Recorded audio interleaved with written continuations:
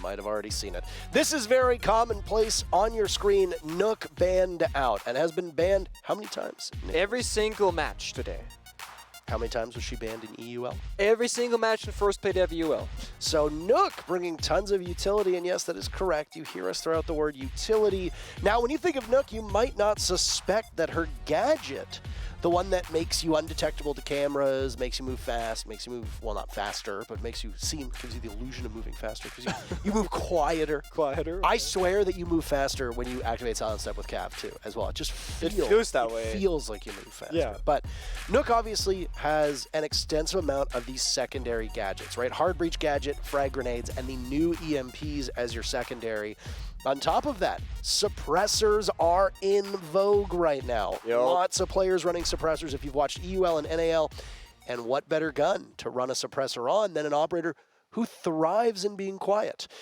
You can touch on Nook, but let's just round out the bans before we get on in. Amaru banned second, Echo and Valkyrie will be all taken off of the board. Yeah, so of course, big information game here. The Nook sneaks around, Amaru gets in really fast to the building. That allows the attackers to get a fast entry and get a foothold somewhere on the map. That's why she's banned off the board. Also banned in the previous map between DC and Astralis. And then of course, Valkyrie Echo is information in different ways, but essentially you can do so many verticality plays on this map of theme park with C4s, you can go for flanks, etc. It might just be very aggressive on the roam. So with the information operators being gone, yet it's not going to be as enabled by the defenders. Now, there's like 4 operators on attack right now that are very, very big for the game, right? One is gone right now, that's the Nook. Then you have Dokkaebi, you have Ossa, and you have Lion. That's the big 4 because, as you mentioned, Parker, they bring so much utility, they have strong primary gadgets, they have strong weapons, they have zoom scopes, they got it all. Mirage in this opening round is opting for the Lion approach with the DMR, which I spoke to Sam about this, Stokes, and we were like, well, you might play Lion a lot, but do you bring the DMR? Do you bring the AR, so to speak? And Kento going for the first option here. Seeing the DMR is also quite common when watching APAC play this operator. And the same with Twitch. It's actually quite surprising to see teams forego the fire rate of the F2 that comes in Twitch's hands to go with the 417 DMR instead. Either way, you'll see a lot of suppressors. You won't see as many LMGs. You likely won't see much Finka at all. These are some pretty big changes that occurred in the last season's patches that just came out. Grim is also the new operator who is available to be played. Yep. A great anti-flank watch operator, as you want to say, but right now does not seem to have a very firm place in the meta. First minute off of the clock. Some players from Mirage made it into the building, but right now still very firmly in the discovery phase. Typically right now, most attacking teams want to opt for an early advantage. That's why the Lion and Dokkaebi are so good, because you can try and use utility early. You know, the Lion scan, the Dokkaebi phone call, try and get that opening kill and play that 5 versus 4 round with the advantage. Right now, Mirage taking a slow approach towards the building. Again, making sure that nobody falls early. 3 members outside Cafe, 1 member down below, and TSM, they recognize they can play the waiting game because Mirage have to make all the right moves, all the first moves as well, and there's only 1 set of grenades on this roster right now. That's Dexter on this sledge. You can't just toss these around like cookies anymore because they're so rare. Only 4 operators have access to that nade. First kill of the matchup goes to Achieved.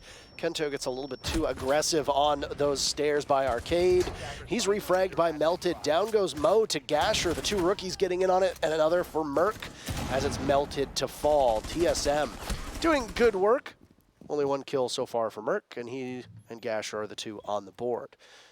Good eyes to go out, maybe give a little bit more coverage with a minute to go. Mirage staring down a 2v4. And not a ton of utility left to work with. No grenades available, no throwables, just the Rotero drones from Benji, one of which will be piloted in towards Arcade. Intended target unknown at the moment. Attackers recover. Engagement by Merc over by the door to Arcade, and now it's Benji up next. A nice shot onto Snake, and a warm welcome to this level of play. Another from Benji onto Bolo. They can't out-peek him this time. Still at the top of Arcade, killed 10 seconds off of the clock.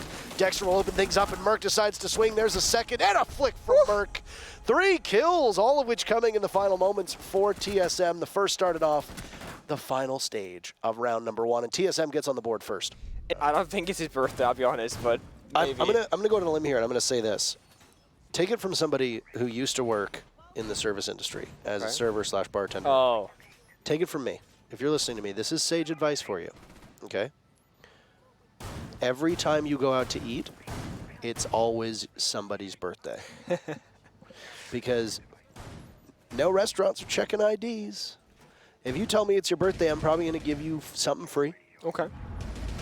So you're just ripping people off? Just, I mean, yeah. Okay. I know a certain someone who would do that quite frequently at Invite, usually. Troy. Yeah, Troy. Yeah. It was always Troy's birthday. It's funny how Troy's birthday always fell around Invitational. Isn't that so strange? At a restaurant. It didn't even matter, it didn't even matter when Invitational was. It was always his birthday. It's crazy. It's a very loose concept, I suppose. Never once would I be like, oh, it's your birthday. Yeah, for sure. Let me give you a complimentary dessert. And also, I need to check your ID. Nobody's doing that. Anyway, we're back in the action here. A lengthy break, but we hope that it was worth it. Back on Theme Park, back with TSM and Mirage. TSM took round number 1, and then they hit the pause button. Yep, that they did. We're back here in round number 2. We see both the Dokkaebi and the Osa being brought out from Mirage, so a different operator choice in the first round here. Merc getting very aggressive. Despite those keeper barriers still being in his pocket as they recharge throughout the round, he's choosing to opt for an early start and slowing down Mirage on their entry points.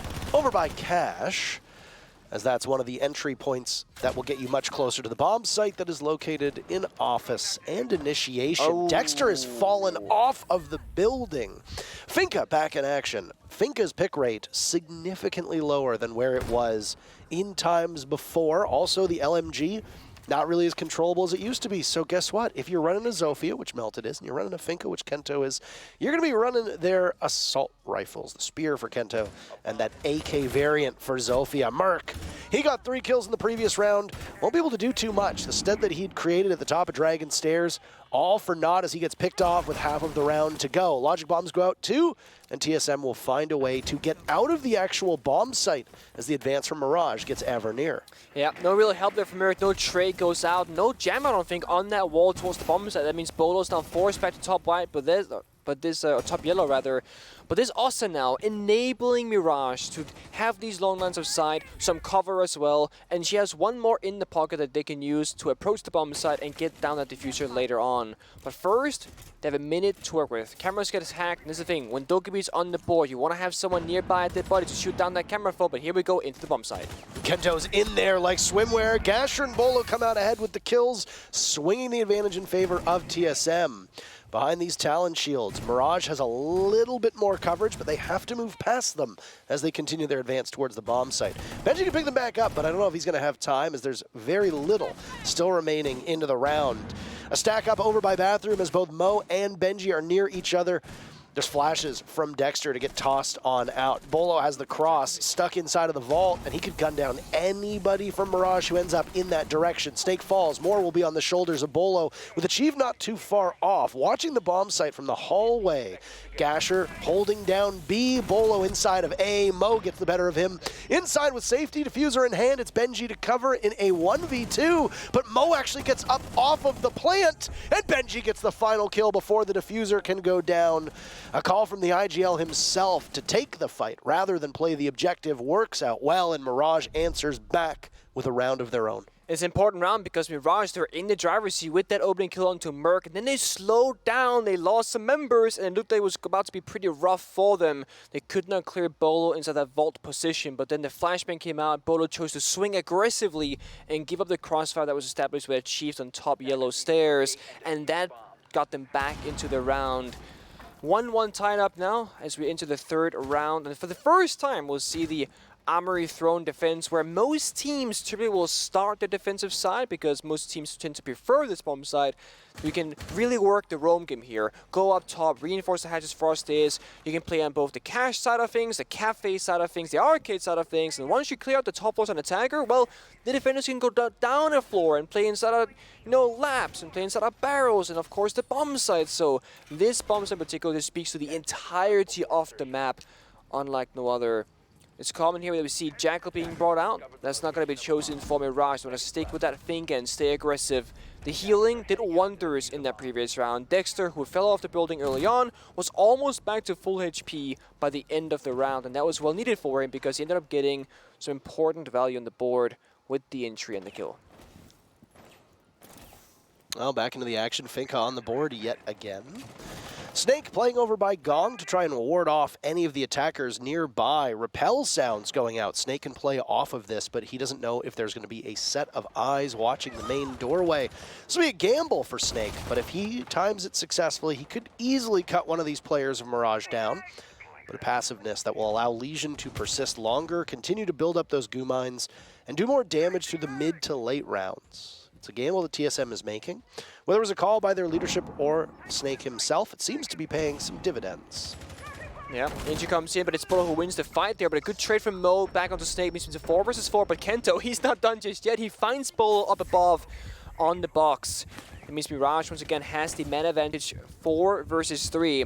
Got a bit of map control here, but there's still roamers from TSM's side looking to get aggressive and try and get that back. I don't know what kind of criteria you use in particular, Nick, for opening duels, but by my count, rounds 1 and 3 were almost immediate trades, no team gaining the upper hand, whereas in round 2, Mirage had a bit of breathing room after they got that early pick off of Merc. So again, while TSM does technically get that first kill, it's not for that much longer, and there's really nothing gained in terms of a numbers advantage. You can argue who is more valuable, Bolo on Vigil or Melted on Zofia, and that's something for us to discuss, but either way, it doesn't really give them all that much. Mirage still, though, having the upper hand as Snake was picked off inside of Gong. An answer back from TSM is Kento, no more. Gasher a kill. A debut for Gasher that seems to be going quite well, as he's now picked up his 3rd kill on his very first match at this level. Yeah, mind you, Post got that 1.5x now, which seems to be a favor. Mo down on the ground, injured no longer. Gasher C4 also spent in that round. 1 C4 left in pocket of Merc, who's off the bomb side.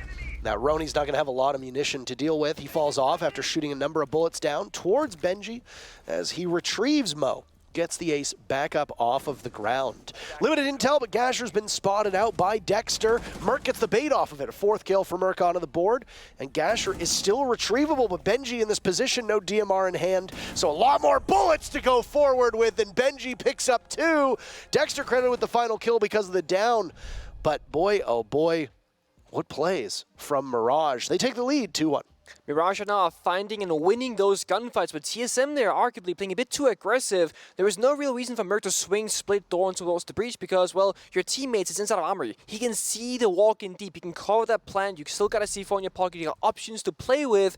You don't have to swing for information in that particular instance, and that's going to cost you because Mirage, they were ready for it, they read it, and they won the fight when it mattered the most. TSM will go back where things started, where they found their 1 victory of success so far, and let's just bring it up one final time in this matchup. TSM back on stage 1 played this map 3 times. They lost it all 3 of those times. One of those 3 times was against the Orc of Mirage, although being a different roster from both teams. TSM have something to prove on the theme park, because if they lose this time again, you can argue that they just need to put this in the trash can and never show it ever again, because it doesn't work for them. That means that their map pool gets significantly weaker, other teams will have no issue going to the theme park against them, and TSM themselves will have no confidence going back here in the future either. So there's a lot on the line of your TSM right now because of the map that you're playing on, whereas Mirage, I think it was Jesse who said it, or Jacob, they got nothing to lose. They've gotten really terrible placements in Stage 1 and Stage 2. They're here to play, to improve, to have fun, to learn, and just play with no pressure because it can only really get better or equal to previous stage performances. Yeah, I mean, you've got to question the wisdom of coming back here. I don't think it's fair to talk about this TSM team like we did previously. There is a huge difference between this squad and the World Championship winning squad of TSM that we saw in Sweden back in February. Not just that, even if the roster has stayed the same, the meta is so profoundly different at this moment than what was played under back in those conditions that teams sometimes just fall off because you can't play the same operators. You know, you can talk extensively about how Finka was a crutch operator and Zofia on LMG was a crutch operator and all of that, and now it's exposing all of the frauds. But there is a real deal when it comes to the meta changing and teams just not being as quick to adapt. So, Theme Park 4 months ago, Theme Park 8 months ago, wildly different from Theme Park today for both of these squads, let alone TSM. And Bolo ends up getting the first kill onto Kento, even though Melted had gotten it down and is still holding his position up by Dragon. Yet again, a very quick trade. No team gaining a sizable advantage. E1D tossed out by Mirage in hopes of capitalizing off of Bolo, but can't be done. Half of the round done, off the board. And it leaves us in a 4v4. That it does. And it's again TSM aggressive but slowly falling backwards here. So the pressure mounts towards them, and when they start losing Merc on that early aggressive playstyle that he's playing right now, that's normally a key that says, alright guys, let's fall back. If Merc stays alive, we stay aggressive with him, we support him, but he's our first line of defense in all of these rounds. Only downside is Merc is playing an operator that's a rechargeable gadget.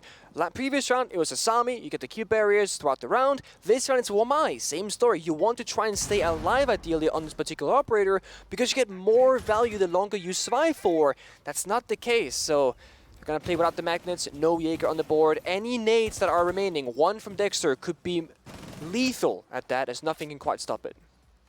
Bolo's moved off of his position. The last time we saw a defense from TSM, we were much more nestled inside of the bomb site. But Cafe has not been the focus for Mirage. Instead, they decided that they'd hit the bomb site from the back.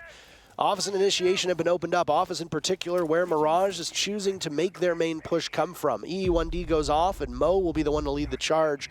Walking in, but not knowing his corners. He gets spotted by two separate members of TSM. The crossfire good. Mirage looking to answer back. It's a bullet dump as it leaves Dexter in a 1v3. He's in the midst of the bomb site. He has to find the two off, and it's Bolo to be the savior of the round. Tying things back up for TSM. Bong successful for TSM, but nothing else but that so far. 2-2 is the scoreline. And again, the bomb side is where TSM find their success time and time again. The crossfires really well established, trading 1-for-1 successfully and swinging 2 versus 1 in almost every single instance. Really their bread and butter so far in this matchup. When they can do it, for example here, Merc playing alone, that's when they falter. But when they can play close together, that's where they find most of the success here. Snake playing with Bolo, Gasher trade off as well. Just left Dexter all alone at 1v2 where Bolo also found his last gunfight victoriously. Now Amerithorn will get another spin here. It's TSM, they're gonna try it one more time. The only difference right now, no pulls from Gasher. He's on to the Kaid instead. That's gonna help you play more passive again, as you got some wall deny either on the hatch or the wall itself. Now, mind you, when you play Kaid, normally we would see like, oh, but Thatcher's bans, okay, it's super strong. Newsflash. Thatcher's almost never banned right now throughout Stage 3 of both EUL and NAL, and even if Thatcher were to be banned, you're always going to have the possibilities of that secondary EMP impact grenade that operators like Lion can bring to the table, which Benji on the line has brought. So as long as you can find the Kite Claw with a drone and get a yellow ping out, you can always use that EMP, disable the Kite Claw, and then get the wall of the hatch opened up. Something that you couldn't do in the past, but you can now. It's obviously a wonderful change. I don't know if a lot of teams would argue that just simply bringing those secondary EMPs are enough, and then you can bring any additional utility that denies you the Thatcher pick in the first place. Not sure. Bolo decides to leap out of a window. Mirage makes him pay for that. No capitalization from TSM. And just like we saw back in round number 2, Mirage gets the first pick, and there's no answer back from TSM. This is in stark contrast to every other round that we've seen, where TSM gets the first kill, but Mirage trades it quite fast. Well, I do agree, and I'm talking about how they can play passive now with the Kite Claws, the C4s, the Keeper Barriers, but then we're playing super aggressive outside the building at the same time, so I mean, I do respect the aggression out from TSM, but if it doesn't work, it does not work, but it might just pay off, but no, Snake! He gets the kill, but it's messy. Oh, very, very messy. Still well done, as Snake gets his very first kill in the NAL. It's taken him 5 rounds, but he still gets there. Melted the one to fall off of that. The explosives, the stuns from Zofia off of the board.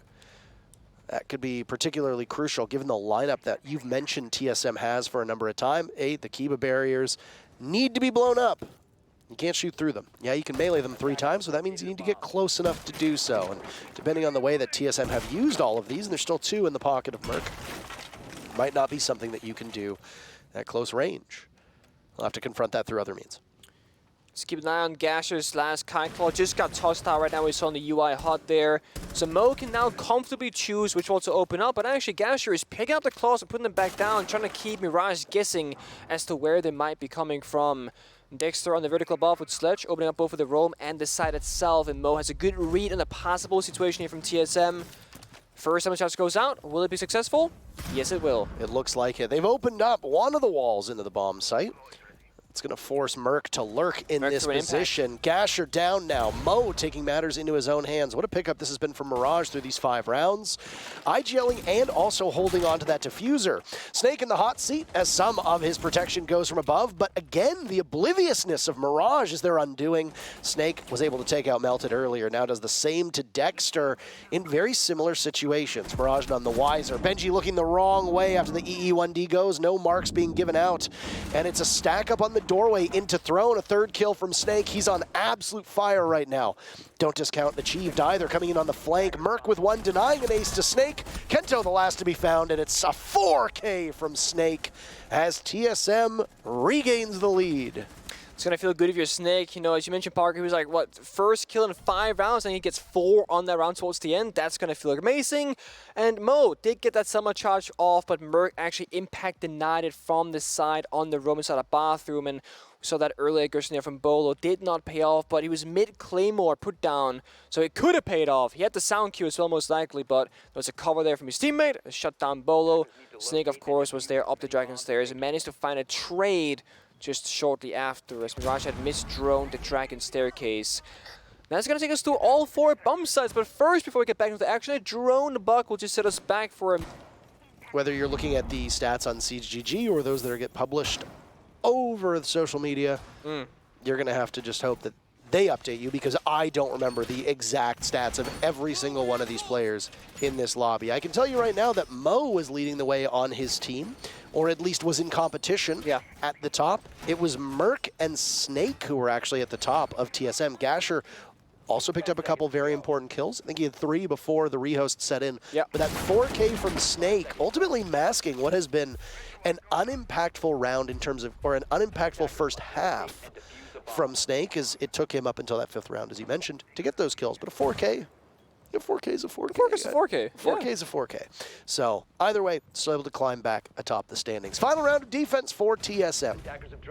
They've already got an early pick, and it's the star pickup of Mirage. Mo gunned down. That's the main and only hard breach for Mirage.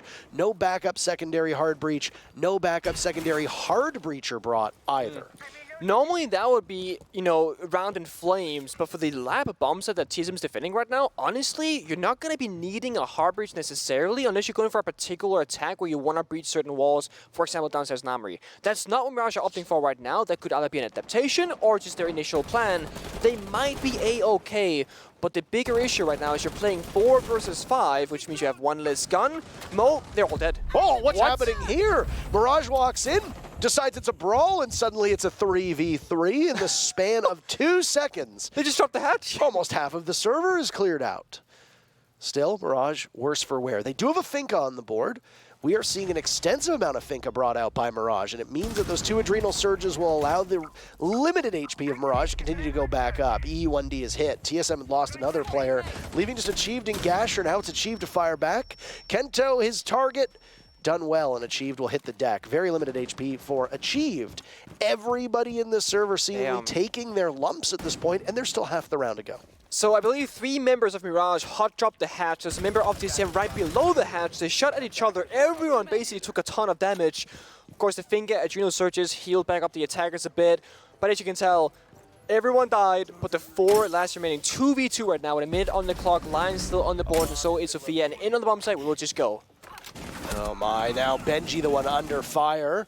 Where's Melted to help out? He's got the diffuser now. Achieved lurks off of the bomb site. Very limited HP, so Achieved again cannot engage the way he wants. Gasher, a beautiful shot onto Melted. Both Achieved and Gasher will line up, sync up with one another. Now it's incumbent upon Benji to do this. I don't know if he saw the Malusi.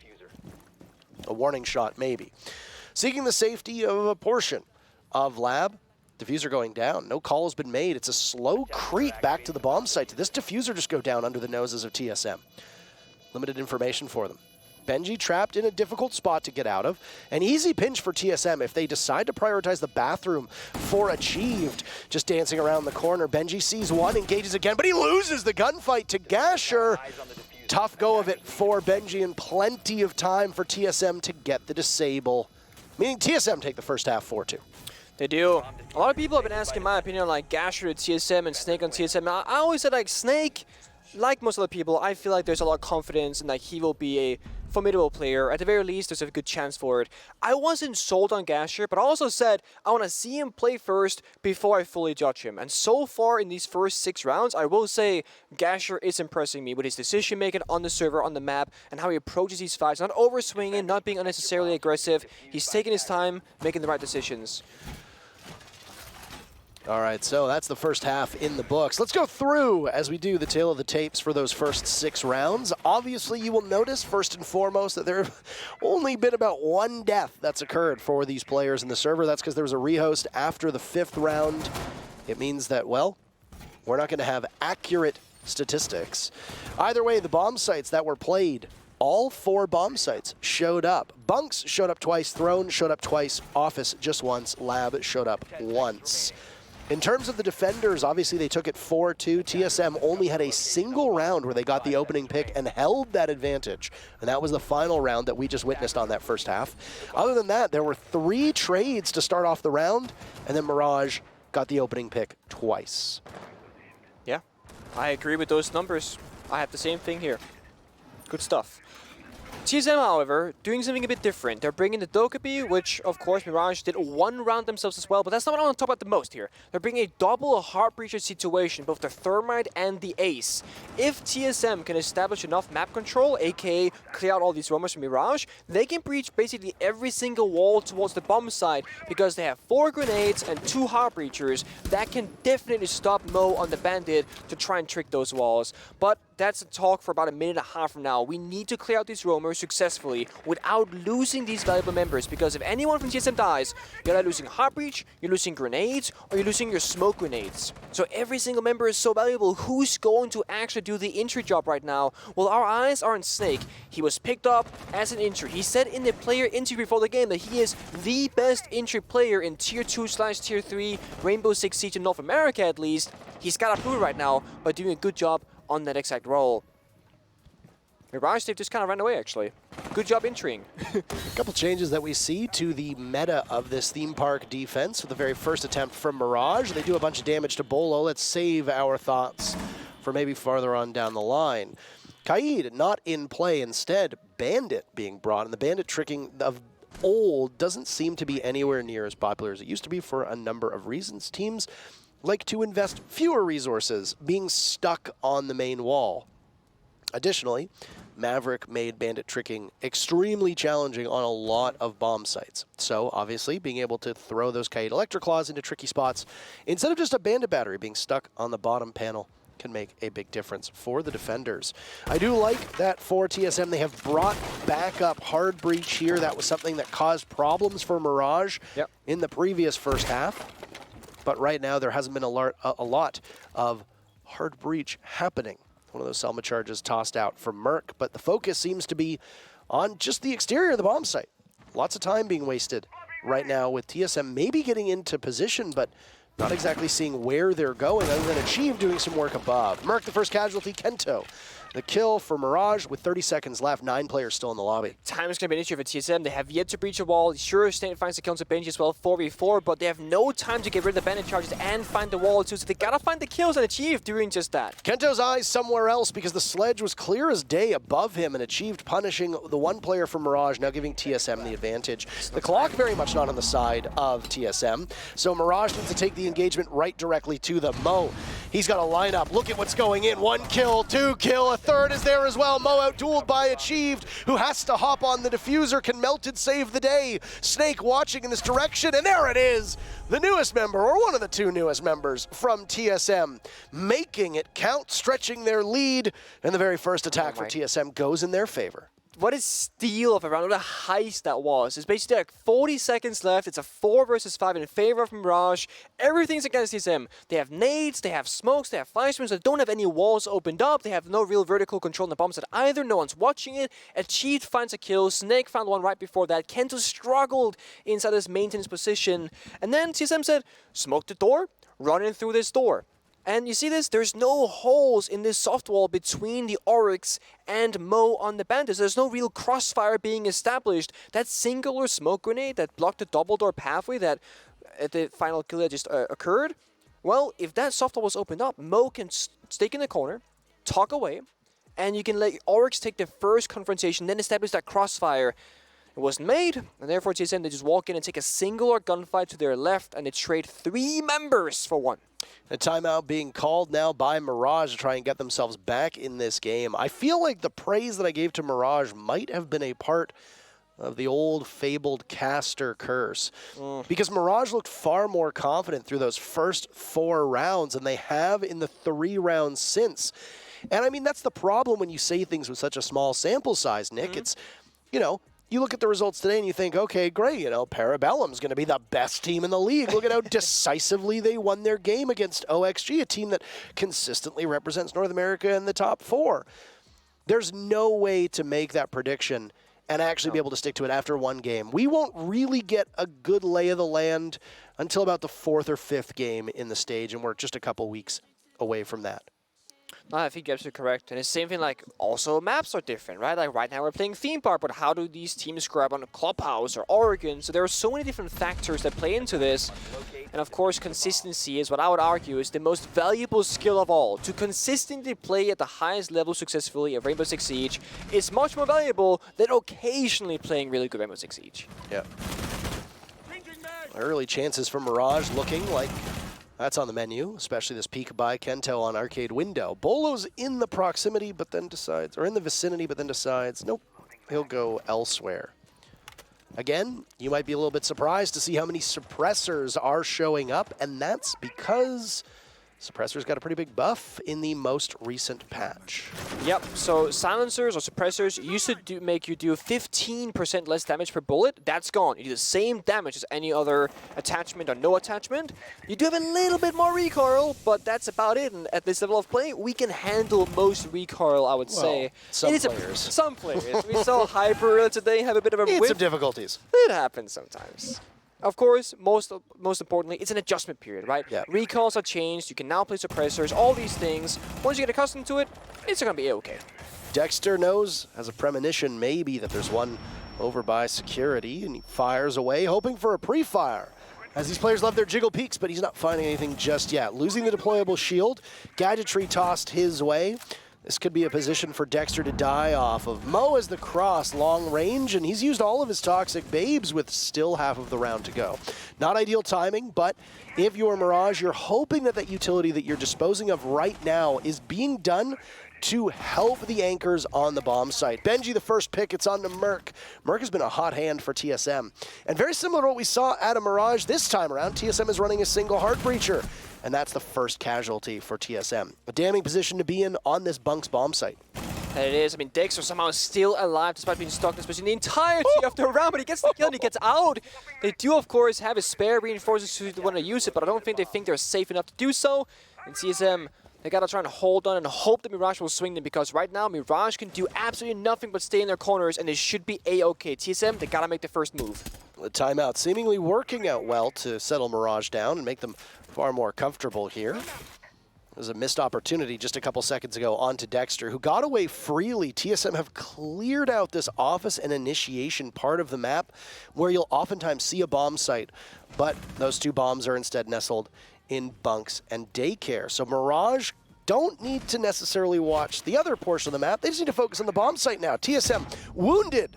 Only 3 players to all 5 for Mirage, and the timer continues to tick away. There's Snake down for the count, and it's a flawless round for TSM. Mid-sentence, the final 3 players for TSM walk to their demise.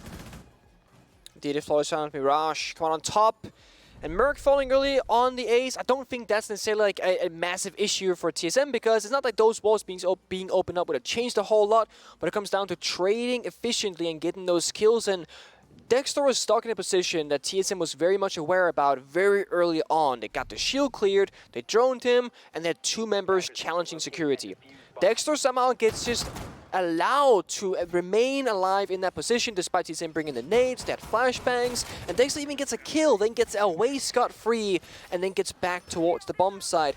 That's one of those positions where if you find somebody isolated, try and eliminate that member, try and get the advantage, or choose something else. TSM kind of played the middle ground, found nothing for it, and therefore we see Mirage W on the board.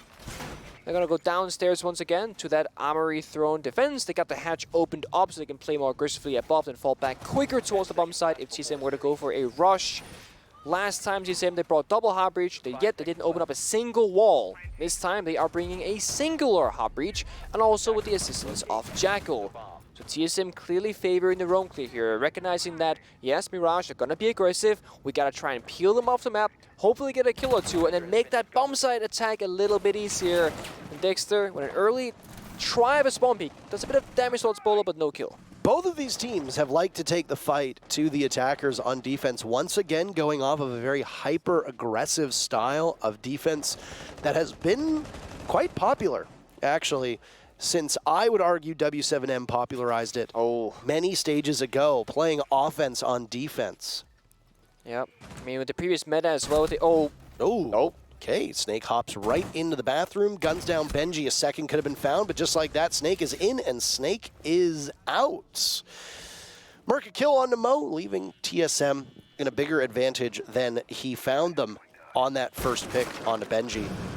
5v3, 1 minute off the clock. That right there is basically what we call like phantom pressure in competitive play, where you're just opening up a door and a window and a hatch everywhere across the map, and as a defender you're spread so thin you have no idea where the actual pressure of players are coming from, and that allows Snake and Merc just jump in the window, get 1 kill each, and get a bit of map control as well. But again, phantom pressure. Where are they attacking from? Where are they? Drones everywhere, windows open everywhere. Dexter under so much pressure right now. Well, there's another to fall. Kento down for the count. TSM can taste match point at this moment. But Melted's got a nice shot onto Merc, denying a flawless round for TSM, as TSM had been at the wrong side of the flawless previously. More work to be done for Mirage to try and narrow these numbers. Thankfully for the defenders, you've got time. The attackers, though, it definitely benefits more. Dexter finished off. Melted in a 1v4. Again, the birthday boy himself. He's plagued by those tech issues earlier on as he settled the nerves down. Can he capitalize off of a couple isolated picks? He sees one on top of Dragon, but his position's been given away, and he knows that there's no way to get out from his current spot behind the throne. He loses some of the wall, and Split as well will have a player focusing on that. Before they rotate around, Diffuser going down in a position that Melted just simply can't get to. Instead, there's 2 sets of eyes, all looking in the same direction. And Melted will have to contend with the timer. How many can he pick off before being rightfully dropped? The answer, 0. Bolo himself, the final kill, and it pushes TSM to match point. That round was basically 5 roamers from the defenders against the 5 roam clearers from the attack. I mean, TSM obviously did not realize this, but there was no one from Mirage on the bomb side for a full minute in the midst of that round, up until Oryx, of course, got back towards the bomb side. And TSM honestly didn't quite need to know that, because they had so much map control early on from both Merc and Snake, finding those kills each, that allowed them to just kind of keep up the pace, keep droning it, keep figuring out where is Dexter, where is Benji, then isolate those members, and they did just that, and they found those kills, and that's forced us onto match point now. Mirage backs against the wall, are going downstairs into the lab bomb site, where they bring both the castle and the Frost to try and help the bomb site in case a rush comes out, while still enabling themselves to be offensive on the roam game by bringing secondary shotgun castle, secondary shotgun alibi, and bringing a primary shotgun and smoke. I mean, we even go all the way. They even got a Frost secondary shotgun. A lot of rotates, a lot of verticality, a lot of dynamic play on this bomb site that really allows you to shape it in however way you choose. Which Challenger League rookies do you prefer? Snake and Gasher or Dexter and Mo Hesse? Well, the question is TSM. TSM wins every poll until we subverted our expectations that one time. And we said, who do you think is going to lose? Yeah. And then the TSM fans still voted for TSM. Bravo. They're like, we're not going to lose this vote, even though they kind of lost it by voting. A Twitter That's poll. a tricky one. You want to know how to throw TSM fans off their stride. It's a Twitter poll. But either way, there goes one of the Goyo canisters that was on top, or rather, that goes one of the castle barricades. That confused me for a second there. I thought so it's the new dog logo, right? The castle elite animation has this like red dog logo on it. Yes, it looked like a Goyo canister. And I was like, wait a minute. I was like, I don't see a Goyo, so what was that? Yes, fire. Castle Elite is in the game now, by the way. You can go purchase it if you so choose. Trip me up for just a second. I'd seen it before, but it never really like clued in. Oh my goodness, what a shot by Merc. The master of the good night himself takes out Dexter. Merc is same old, because Merc is either the winning factor of TSM early on or the losing factor. Now, he gets in all the opening kills on both aspects of it, or both sides of it, rather. So is Kento right now under fire, so is Mo, and TSM are fighting all fronts. Melted with bad timing with a canister in his hand, but gets saved by the shield. He stays alive for now. Melted still in this position by the cafe door. A shield that saved him persisting. 2 ADSs that have now regenerated their charges and can easily catch anything thrown or shot their way. Kento for backup, not too far off. Very limited HP for him, though, so a single bullet from just about any gun that TSM carries will be enough to put him in the grave. Clock continues to work away against TSM. They need to be quicker to these punches. They've got 3 rounds in order to not go into overtime. Gasher on the hunt. Here's the logic bomb goes off. Kento and Melted fall. And suddenly Mirage are just being outdueled all over the place. Benji, the next one, up too many angles. So he decides to get out of his position, seeking some shelter inside of this trophy armory bomb site. Down goes Benji. And could it be a flawless round to end this matchup? Mo, one of the 2 new players from Mirage, will need to keep his team in it, or else TSM takes all of the glory for themselves. He's got some spam marks, no flawless to be done. Mo takes down at least 1 in the process, and then will fire blindly and helplessly through the ground before it's Snake, TSM's own newest member, to seal the deal. All the points for TSM as they get this one done relatively quickly. 7-3 in favor of TSM as they pick up their first win of Stage 3. And also their first team victory in 9 months, basically, at least since Stage 1 started, however long that's been at this point.